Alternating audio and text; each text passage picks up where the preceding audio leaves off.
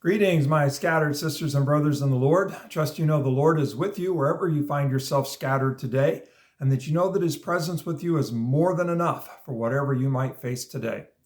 Well, we continue on with Jesus in Mark chapter 7, and you'll remember that Jesus has just been kind of spied upon, if you will, challenged, if you will, by the Pharisees and the teachers of the law from Jerusalem about his disciples not eating with their hands ceremonially washed. And Jesus talked to them about how evil comes from within the heart.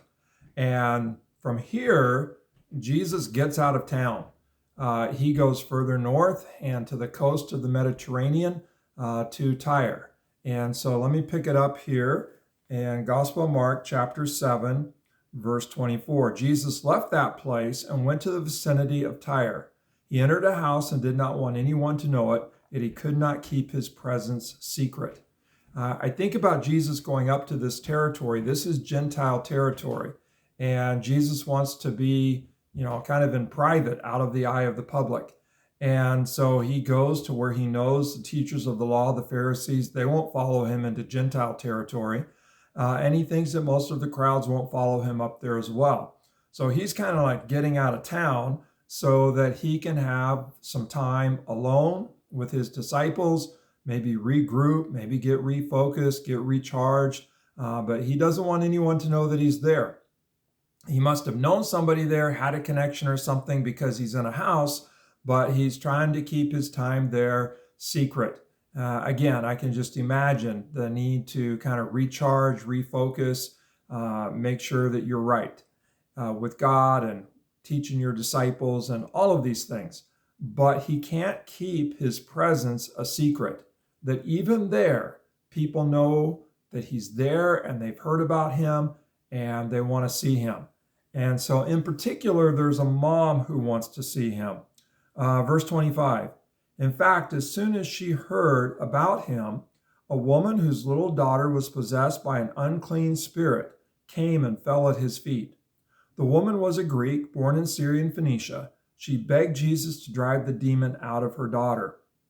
First, let the children eat all they want, he told her, for it is not right to take the children's bread and toss it to the dogs.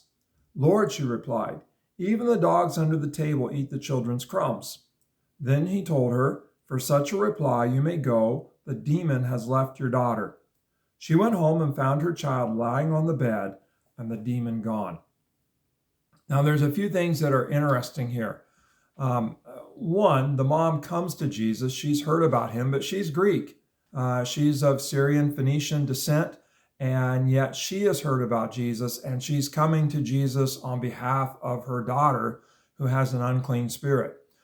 This is the third time in the Gospel of Mark where Jesus heals someone with an unclean or a demonic spirit. And it happens at the beginning of every new start.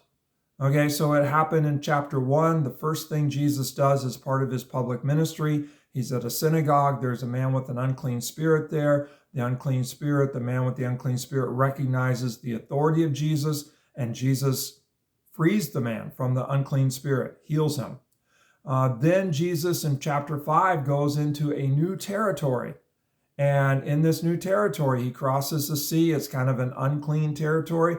And there's the man that has the legion of demons, an unclean spirit. And Jesus cast out the demons into the herd of pigs, and they drowned themselves. And now here, for the third time, Jesus is kind of at a new start. He's in a new territory. He's in Tyre, in the area of Phoenicia and Gentile territory. And immediately, the battle has to do with an unclean spirit. And the mom comes and asks Jesus to heal her daughter, and Jesus does so. And the unclean spirit recognizes the authority of Jesus, even though they're not face to face, and departs from the daughter, and the daughter is made well. And so we see kind of the confrontation of Jesus with unclean spirits. And I don't know everything to do with, what is an unclean spirit? What is an evil spirit? What is a demonic spirit?